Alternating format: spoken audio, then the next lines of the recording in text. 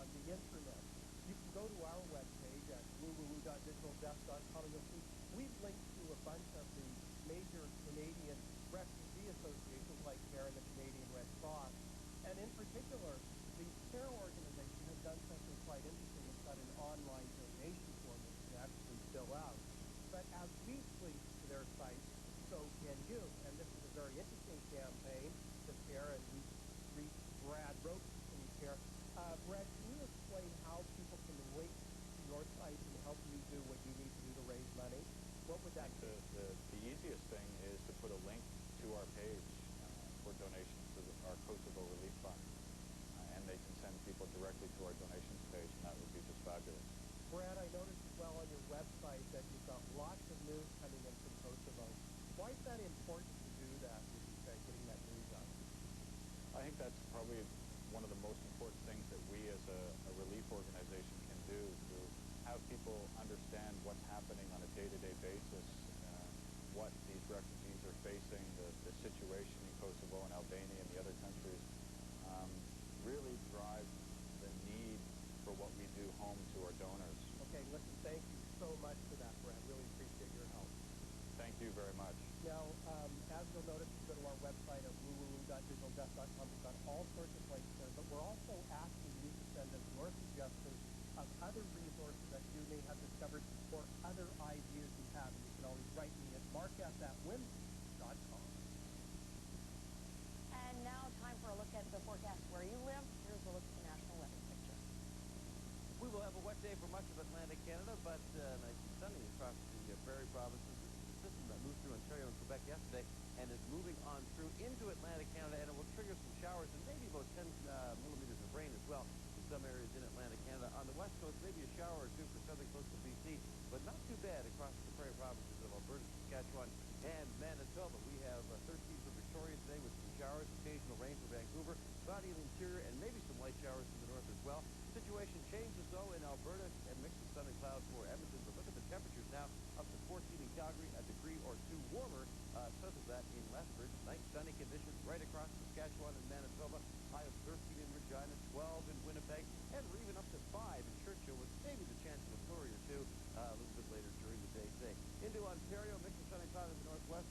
North centrally, we have a mix of sun and cloud. 16 for the high and trial today. Sunny skies. The winds will diminish as the day goes on. It's been very windy overnight in southern Ontario. Ottawa, the clouds move on a little bit later today to reveal sunny conditions. Montreal, same situation. Quebec City, maybe a shower or two. They're now part of the system as it moves through that portion of Quebec and into the Maritimes. Rain for Fredericton and Halifax. Statistically 10 millimeters of rain. Rain will approach PEI a little bit later today, and rain will fall there. And for Newfoundland, begins to clear out a little bit later today. Some flurries this morning, and then sunny skies this afternoon as the cleanup continues there. And to the north, -4 in Yellowknife under cloudy skies. That's the weather here on News 1. Coming up next on CTV News 1, continuing the bombing campaign. NATO says a call for a ceasefire in Kosovo is just a ploy by the Serbs. I'm Leslie Jones. Please stay with us.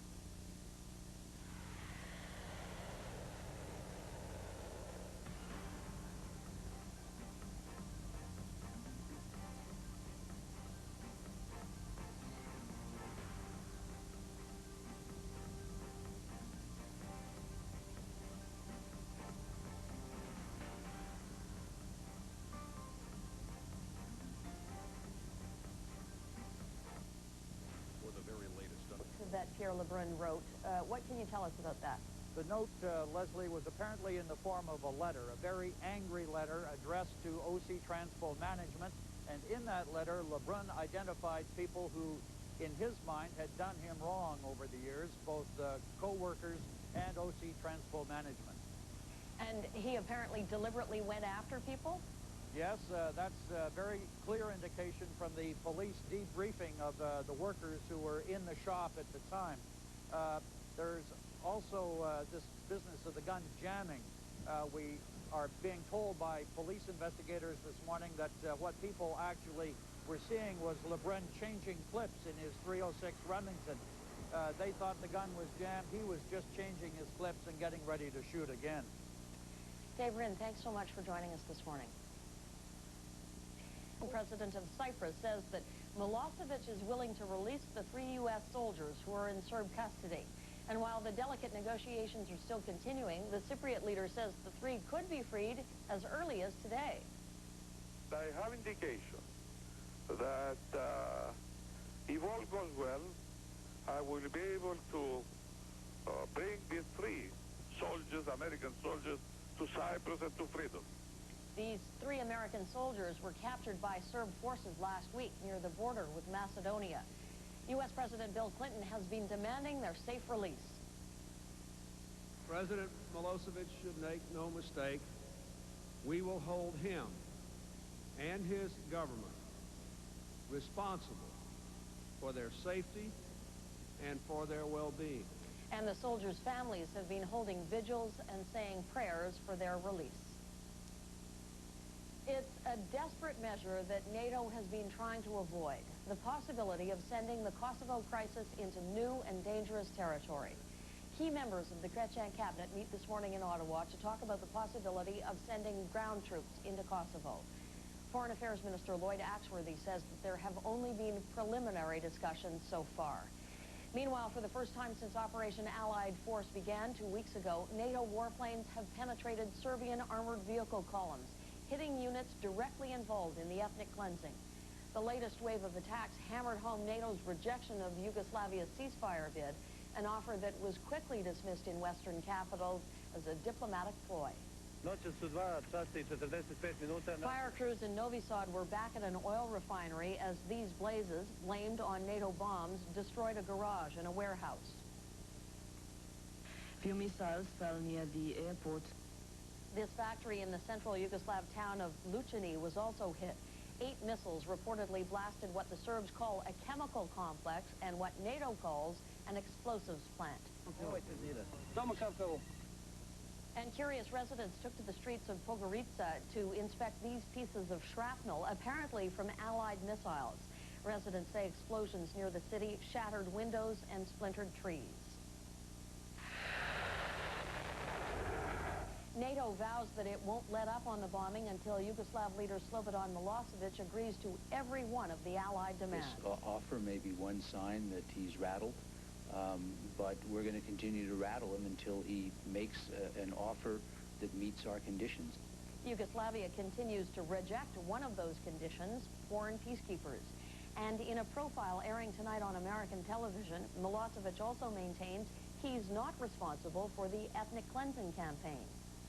No one who can believe what is mentioned as a organized genocide, even organized from Belgrade and even organized by me, really out of consideration. An investigation is underway this morning into a deadly plane crash north of Toronto. It happened yesterday near the town of Lindsay when a training flight ended in tragedy. The single-engine Cessna went down in this swamp. The student pilot and her flight instructor were both seriously injured. They were rushed to hospital, and the instructor later died there. The student remains in critical condition. Also, the fact that the offer of a unilateral ceasefire came about an hour after those tanks were hit probably means that NATO has now got their soft spot. And why did they close the border? They don't like the pictures of the, thousands of refugees in squalid conditions on the ground? Yeah, I think optics is beginning to play quite a role in all of this. Optics obviously are not good for the Serbs when you see the massive number of refugees in Macedonia and elsewhere in Albania. And I think as well that if you close the borders, it's an easier way for the military to control the situation in Kosovo. With so many people gone, it's a province that's quickly emptying out. The real question at this point is, will they allow the refugees back in? And with the borders closed, of course, that's impossible. And the Yugoslav government here is saying that in the absence of a complete ceasefire plan agreed to by both sides, the refugees will not be allowed back in. Once again, NATO and the United States is saying that the refugees do have to be let back in, and peacekeepers have to enforce a peace, and Kosovo has to be given some kind of autonomy for this to end. What was the reaction to that yesterday in Belgrade? Well, Belgrade, of course, has insisted all along that NATO troops could not be involved in peacekeeping operations in Kosovo. But what Belgrade is now saying through a number of their senior ministers is that there may be other troops, other organizations that could do that, possibly through the United Nations using Russian and Ukrainian troops instead of any of the NATO troops. It could be that a combination of the two may be acceptable, but certainly for the first time since this crisis began, you can see through the public statements of Belgrade that there is beginning to be some flexibility in what a solution may look like. Tom, do the Serb people know what's going on? Yes, they do, through their own media, which is almost operating as an all-news channel right now on the war. But many, many people here have access to European and North American all-news channels, so they're seeing it from both sides. But, of course, seeing or hearing from the other side doesn't necessarily convince them that what they're hearing on European or North American TV stations is the truth. This is a very galvanized population, and they view us, of course, as the enemy. You, in fact, went to one of the towns that had been hit yesterday. What kind of reaction did they give you? It was understandably they were very upset with us, and we got into a bit of a situation that almost got out of control when they knew that we were from North America.